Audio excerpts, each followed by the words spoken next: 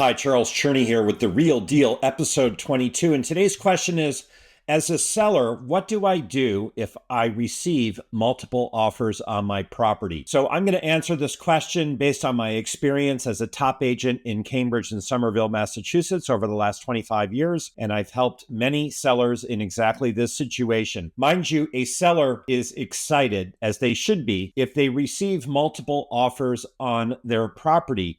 And typically in Cambridge and Somerville, multiple offers will emerge if a property has set a bid deadline and more than one party is interested and more than one party makes an offer. And so the seller then can find themselves in a multiple offer situation. So what does the seller do in this circumstance?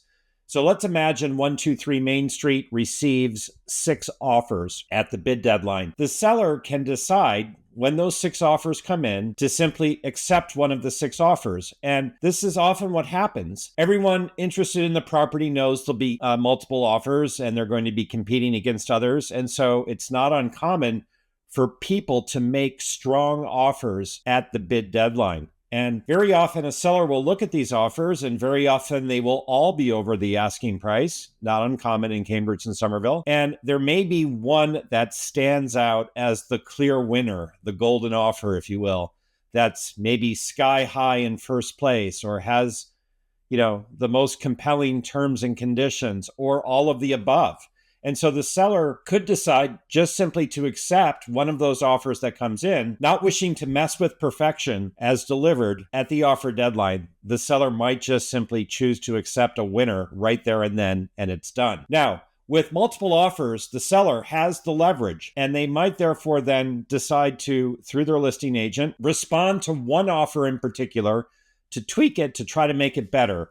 So let's say, for example, 6 offers come in and one offer appeals to the seller, but it's not the highest number, but otherwise it has some very appealing terms and conditions. It's closing in 3 weeks and, there's other things about it that might appeal. For example, there may be no home inspection contingency.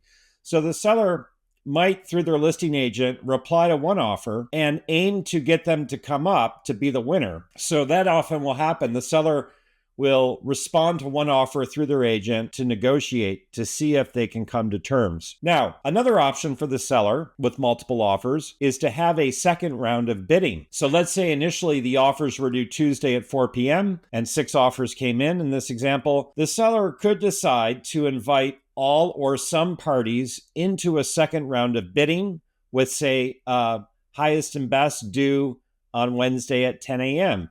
And this affords parties who bid on the property to improve their offer to make it better. And that's not uncommon. If these offers that have come in are very similar and it's difficult for the seller with the advice of their listing agent to pick a clear winner, a second round can often separate one offer from the others, and that offer could then be more clearly seen as the winner that the seller wishes to accept. So a second round of bidding is quite common and often what a seller will choose to do to see what, offer will emerge more clearly as the best offer in the bunch. Now, mind you, sometimes a second round will go to a third round, and very rarely it can go beyond that. But typically 2 rounds of bidding will separate the winning bid from the others if the seller decides to go to a second round of bidding.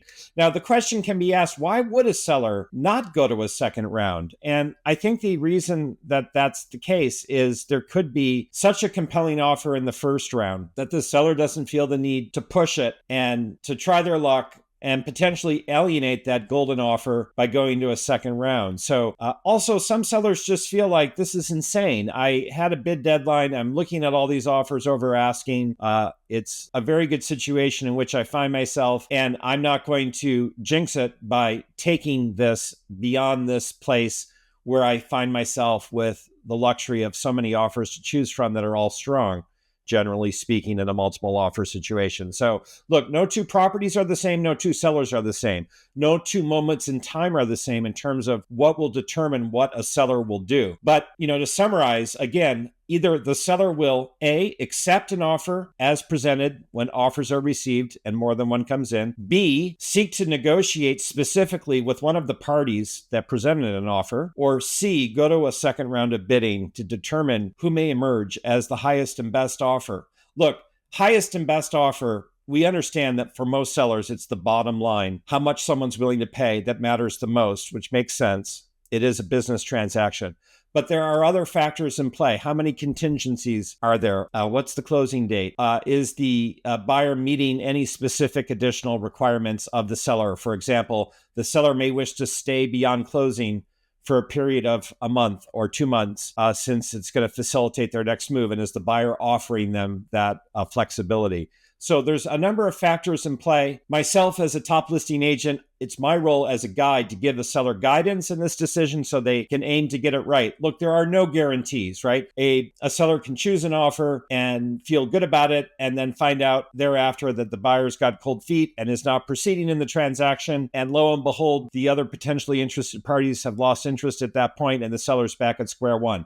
That can and does happen. However, to aim to get it right, to make the right decision, to choose the best offer on the best terms, a seller wants to carefully consider their options and, with the guidance of their listing agent, proceed forward in a fashion that makes it most likely that they achieve the objective of selling for the highest and best price with the least amount of hassle and in the shortest period of time that best suits the seller's schedule. My name is Charles Cherney. I welcome the opportunity to connect with you as you give thought to this question and others that concern you as you aim to buy the right home or sell for the best price in Cambridge or neighboring Somerville, Massachusetts. Reach out at any time by text, telephone, or email if I can be of service to you in this process. Be in touch. Take care.